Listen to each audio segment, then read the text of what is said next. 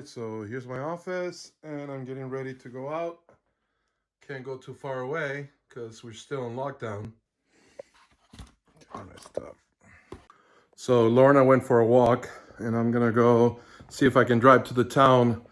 It's like 10 minutes away, to see if I can use my drone. Alright, I'm trying to go to the town called Tres. And this is where I want to go and do a little drone. Park right over here in the middle of it all.